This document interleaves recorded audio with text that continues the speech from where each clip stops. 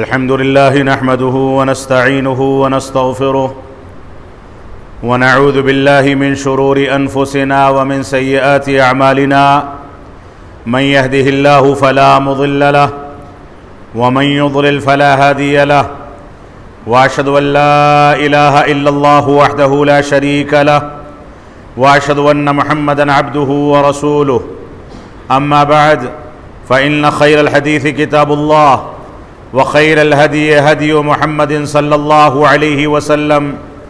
وشر الأمور محدثاتها وكل محدثة بدعة وكل بدعة ضلالة وكل ضلالة في النار فأعوذ بالله السميع العليم من الشيطان الرجيم بسم الله الرحمن الرحيم لن ينال الله لحومها ولا دماؤها ولكن يناله التقوى منكم۔ محترم سامعین کرام، بزرگان دین، نوجوانان ملت اسلامیہ اور خواتین اسلام، اللہ رب العالمین نے سال میں 12 مہینے بنائے اور ان میں سے 4 مہینوں کو حرمت والا مہینہ قرار دیا۔ سورہ توبہ میں رب کائنات ارشاد فرماتا ہے ان عدت الشہور عند اللہ 12 شہرا فی کتاب اللہ یوم خلق السماوات والارض منها 4 حرم ذالک الدین القیم۔ اللہ رب العالمین نے اس عظیم آیت کریمہ کے اندر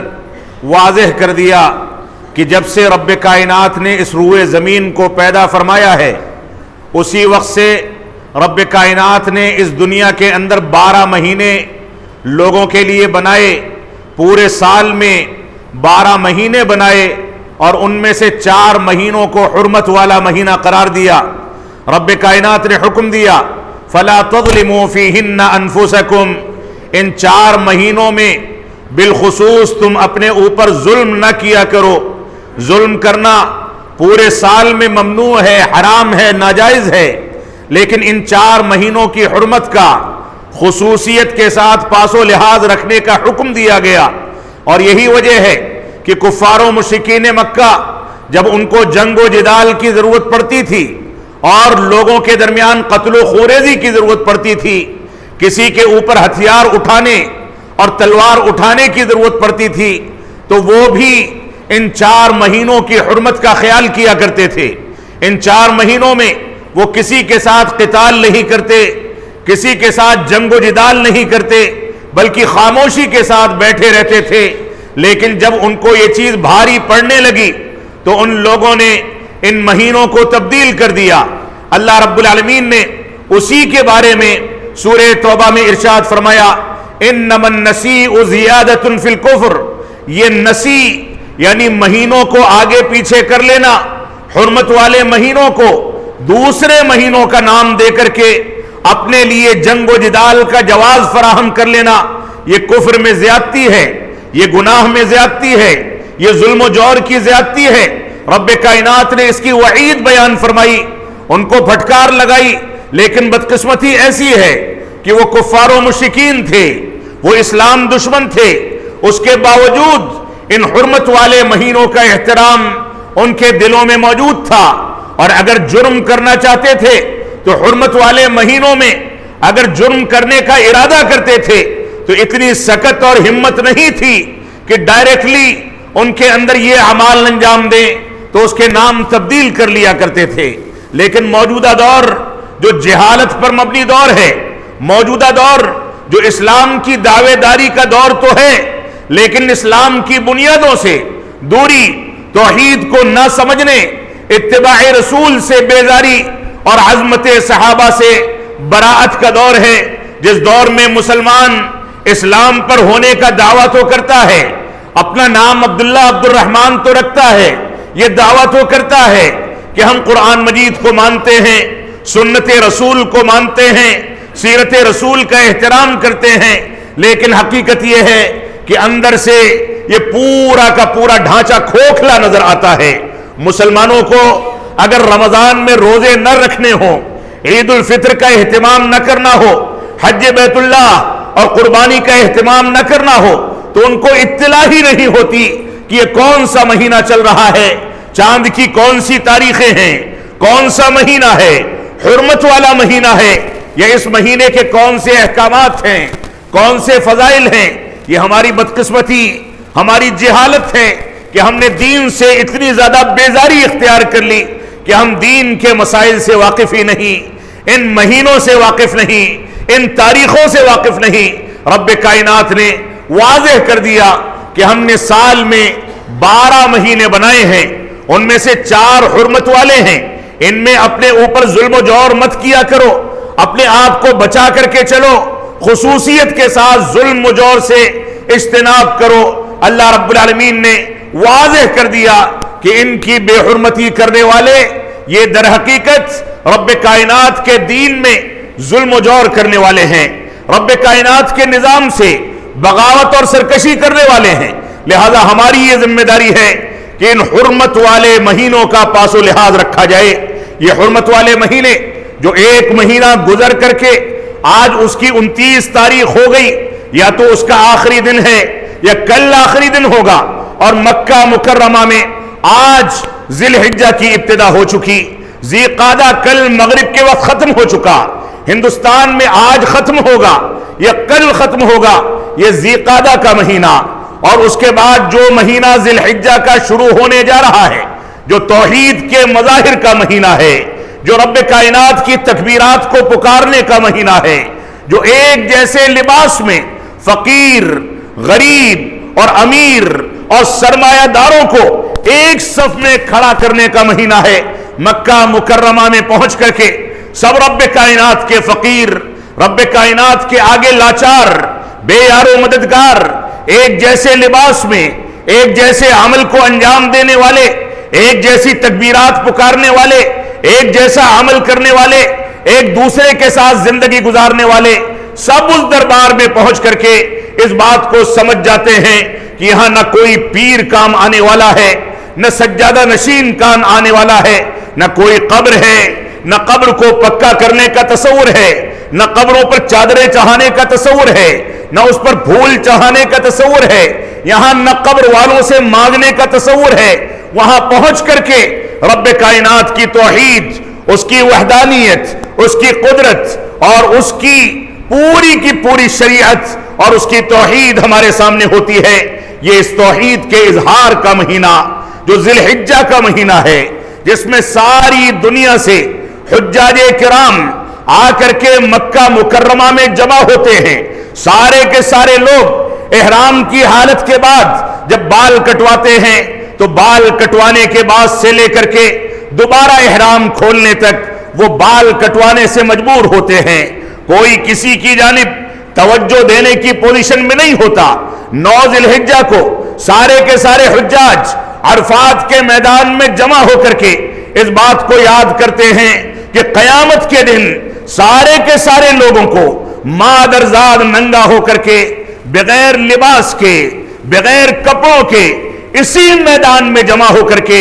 اللہ رب العالمین کے حضور حاضری دینی ہے، اپنے اعمال کا حساب کتاب دینا ہے۔ اسی چلچلاتی دھوپ کے اندر جب سورج سوا نیزے پر ہوگا تب آ کر کے جمع ہونا ہے۔ وہاں پر اگر کوئی چیز کام آئے گی تو توحید کام آئے گی، اتباع رسول کے ذریعے سہارا لیا جائے گا، اعمال صالحہ کے ذریعے انسان کو سایہ نصیب ہوگا۔ لہذا اس دن کو یاد کر کے ذی الحجہ کے ان ابتدائی ایام میں ہم کو رب کائنات کی وحدانیت، اس کی قدرت، اس کی طاقت اور اس کے دین اور اس کے احکامات کو یاد کر کے اپنے آپ کو دین کی طرف بڑھا کر کے رجوع کرنا چاہیے۔ یہ رب کائنات کا فضل و کرم ہے کہ ابتدائی 10 ایام ذی الحجہ کے جو پورے سال میں افضل ترین ایام ہیں، جن کی عبادتیں رب کائنات کو سب سے زیادہ پسند ہیں، یہاں تک کہ رمضان کے آخری عشرے سے زیادہ ان ایام کے دن، یعنی اس کے دن کا وقت رب کائنات کو زیادہ پسند ہے۔ رب کائنات نے یہ موقع ہم کو ایک ایسی گھڑی میں نصیب فرمایا ہے جب ہمارا ملک حالات کے لحاظ سے کروٹ بدل رہا ہے، حالات بدتری سے بہتری کی طرف جا رہے ہیں۔ جب ایک مسلمان یہ اقلیتوں کے لوگ اور دوسرے مذاہب کو ماننے والی اقلیتیں وہ بے چینی کی سانسیں لے رہی تھی، جن کے اندر بے چینی تھی، بے تابی تھی، خوف و ہراس تھا،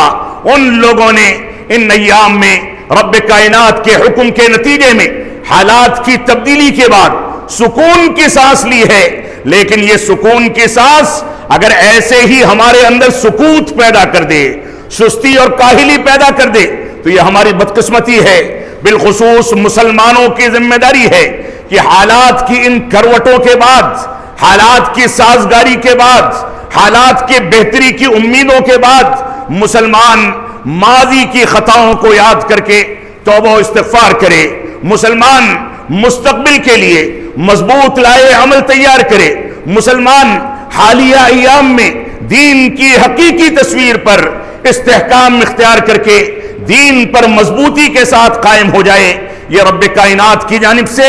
خوف و ہراس کے بعد اطمینان و سکون کی یہ نعمت مسلمانوں کے لیے سب سے عظیم موقع ہے کہ مسلمان رب کائنات کی جانب رجوع کر کے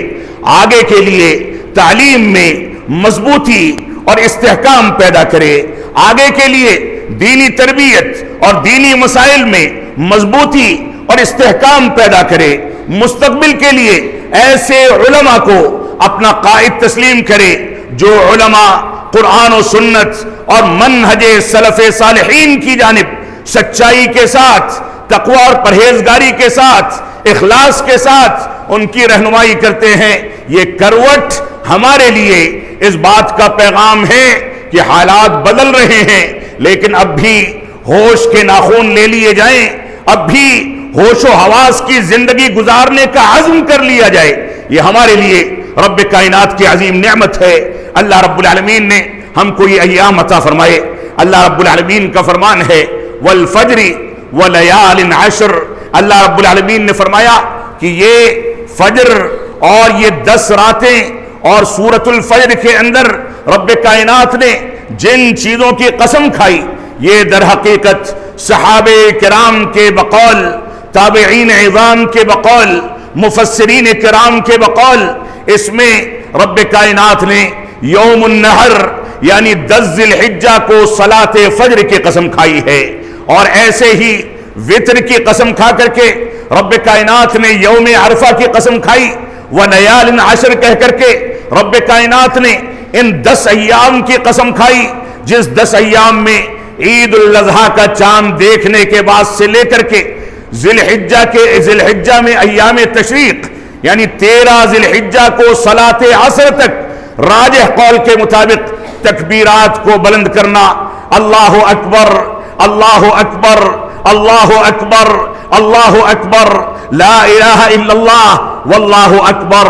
اللہ اکبر وللہ الحمد، ان تکبیرات کو ان 10 ایام میں اور 10 ایام کے بعد 3 دن مزید ایام تشریق کے اخیر تک صلاۃ عصر تک بلند آواز سے مردوں کے لیے اور پست آواز سے خواتین کے لیے مختلف اوقات میں اس کا اہتمام کرنا، اس کے تقاضوں کو سمجھنا، رب کائنات کی عظمت، اس کی کبریائی کے تصور کو اپنے ذہن میں رکھنا ہر مسلمان کی بنیادی ذمہ داری ہے جو ہم کو سکھایا گیا ہے۔ تو رب کائنات نے سورۃ الفجر میں اس بات کی قسم کھائی کہ قسم ہے صلاۃ فجر کی،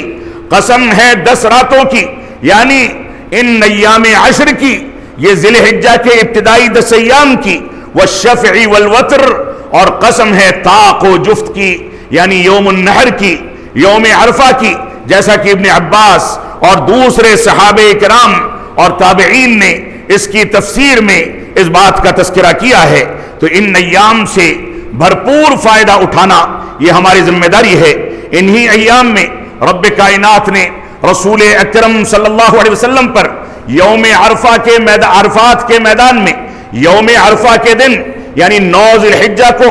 دین کی تکمیل فرمائی۔ رب کائنات کا فرمان ہے الیوم اکملت لکم دینکم واتممت علیکم نعمتی ورضیت لکم الاسلام دینا، کہ ہم نے آج آپ کے اوپر دین اسلام کو اپنی نعمت اسلام کی تکمیل کر دی اور اس کو کامل دین قرار دے دیا۔ رب کائنات نے انہی ایام میں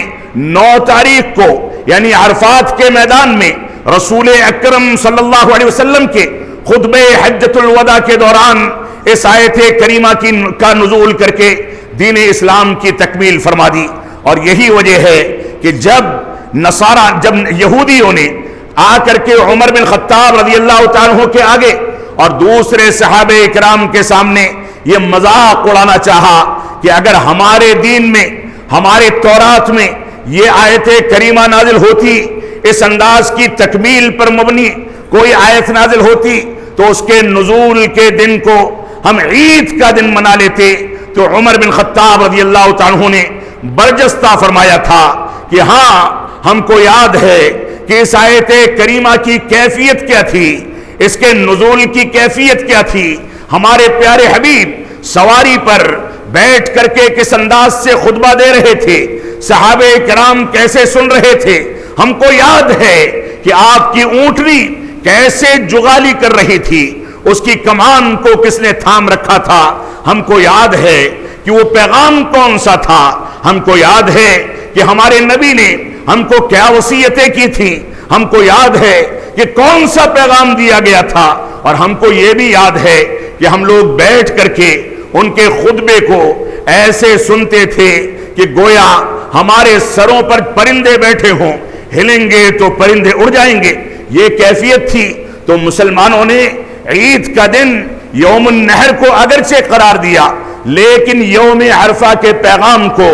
اس کی ایک ایک صورتحال کو، اس کی پوری کیفیت کو، اس کے جانور کی کیفیت کو،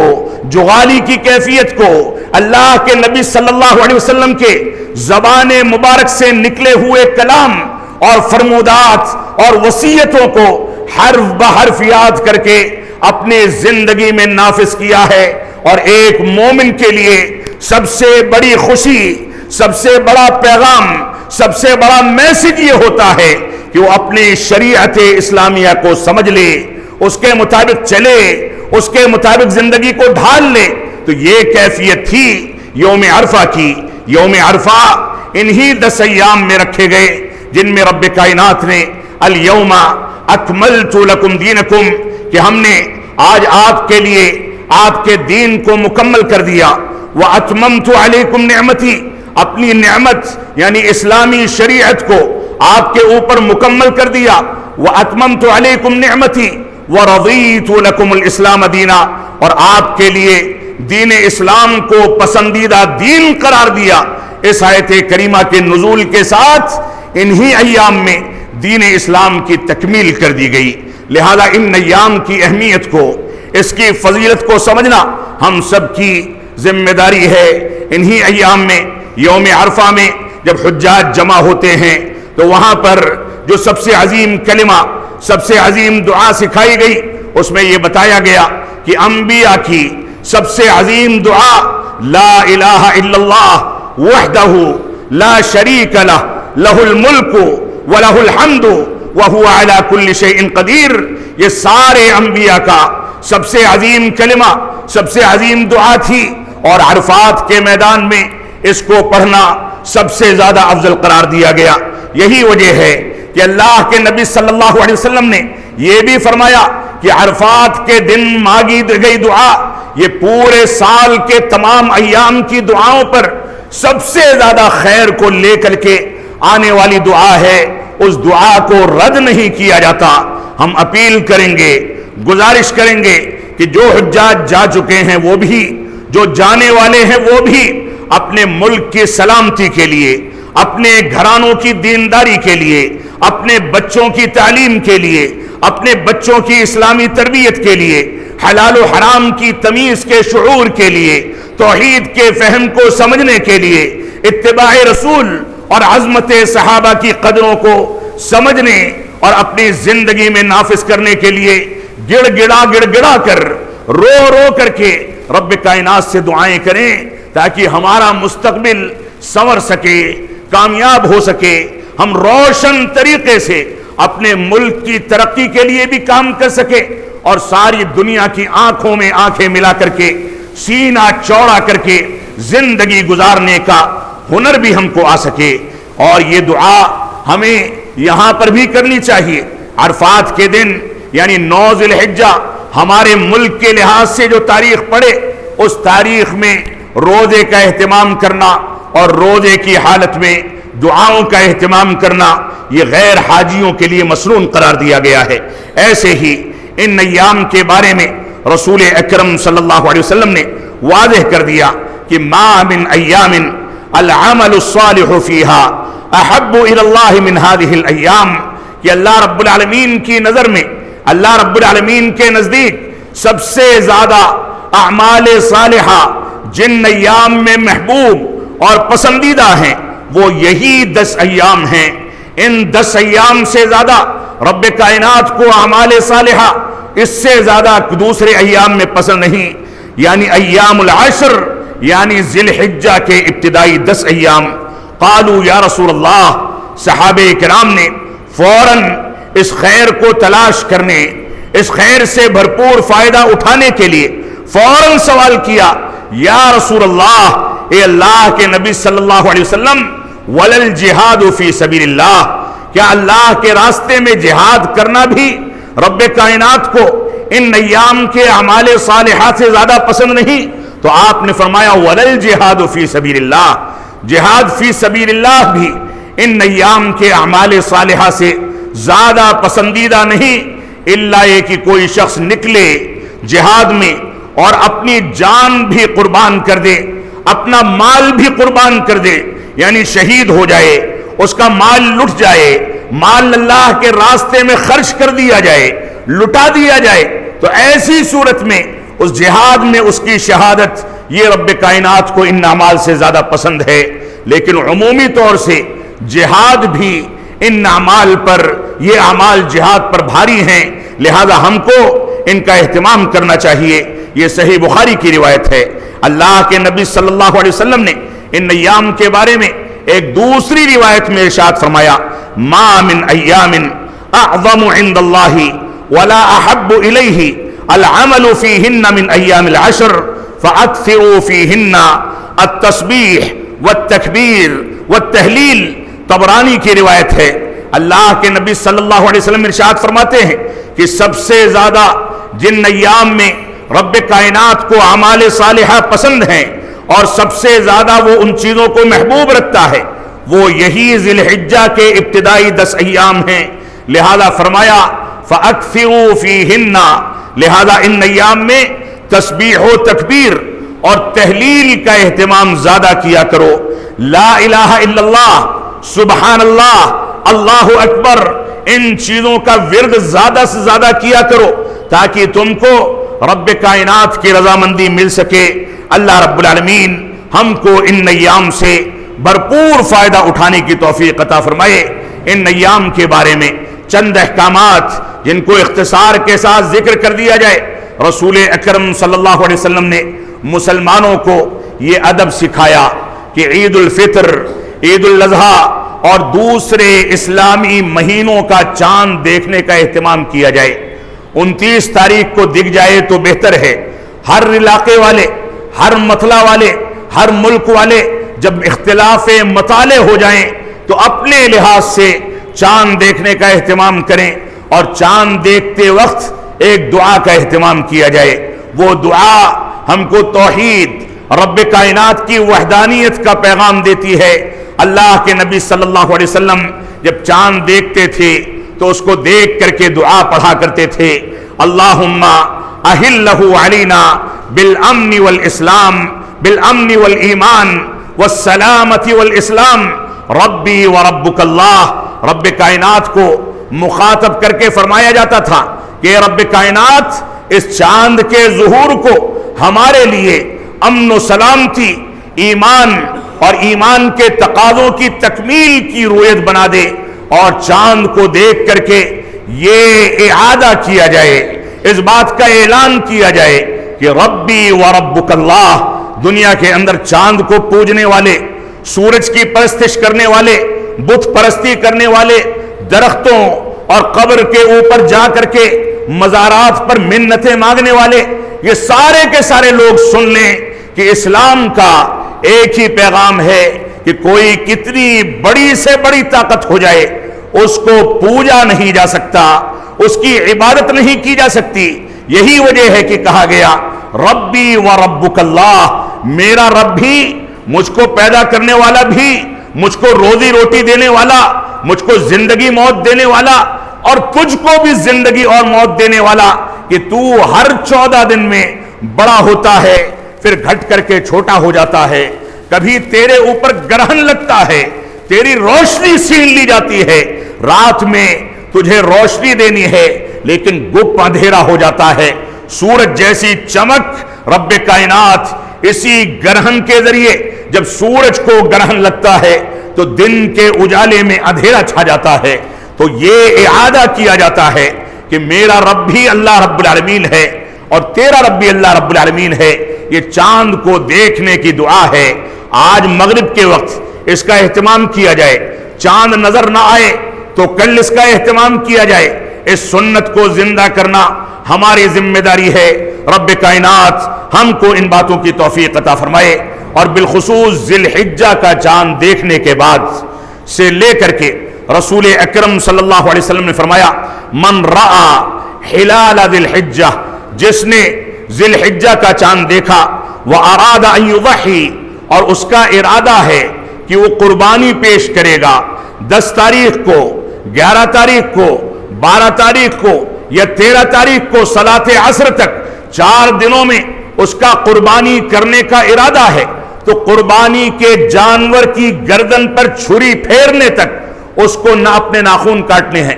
نہ بال کاٹنا ہے، نہ چمڑا ادھیڑنا ہے، اور نہ اس طرح کا کوئی عمل قصدن کرنا ہے جس سے ان چیزوں کو انجام دیا جاتا ہے۔ لہذا ہماری ذمہ داری ہے کہ جو لوگ قربانی کرنے کا ارادہ رکھتے ہیں وہ چاند دیکھنے کے بعد سے لے کر کے ان چیزوں کا اہتمام کریں، قربانی کرنے تک ان چیزوں کا لحاظ رکھیں، اور تکبیرات اپنی زبان پر جاری رکھیں۔ یہ تکبیرات ان ایام کے سب سے افضل عمل ہیں۔ رب کائنات ہم کو قرآن و سنت کی پیروی کرنے کی توفیق عطا فرمائے۔ اللہ رب العالمین ہم کو توفیق عطا فرمائے کہ یہ ایام ہم کو جو نصیب ہوئے ہیں ان سے بھرپور فائدہ اٹھا سکیں۔ رب کائنات ہمارے حجاج کو توفیق عطا فرمائے کہ حج کو خالص رب کائنات کی رضامندی کے لیے انجام دیا جائے،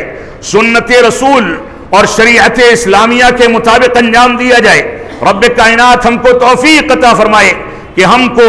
جو یہ سنہری موقع اپنے وطن عزیز کے اندر ملا ہے، حالات کروٹ لے رہے ہیں، ان سے بھرپور فائدہ اٹھاتے ہوئے ہم اپنے بارے میں اپنا محاسبہ کریں، اپنا جائزہ لیں، اپنے دین اور دین کے مصادر پر نظر ثانی کریں، علماء سے رشتوں کو مضبوط کریں، قرآن مجید سے جڑیں، رب کائنات کی رضامندی کو تلاش کریں، اللہ رب العالمین سے اپنے رشتے کو مضبوط کریں۔ اگر ہم نے آنے والے 5 سالوں کے اندر اس بات کو ثابت کر دیا کہ ہم سچے مسلمان ہیں تو اللہ کی قسم کوئی ہماری جانب نہ انگلی اٹھا سکتا ہے نہ نگاہ اٹھا سکتا ہے۔ یہ ہماری بنیادی ذمہ داری ہے، شرعی فریضہ ہے، اخلاقی ذمہ داری ہے اور شکر گزاری کا تقاضا ہے۔ رب کائنات ہم کو توفیق عطا فرمائے کہ ہم جب تک جئیں تب تک اسلام پر جئیں، جب ہمارا خاتمہ ہو تو ایمان پر ہو۔ بارک اللہ لنا ولکم فی القرآن المجید ونفعنی وإیاکم بالآیات والذکر الحمید انہ تعالی جواد کریم ملک بر الرؤوف الرحیم۔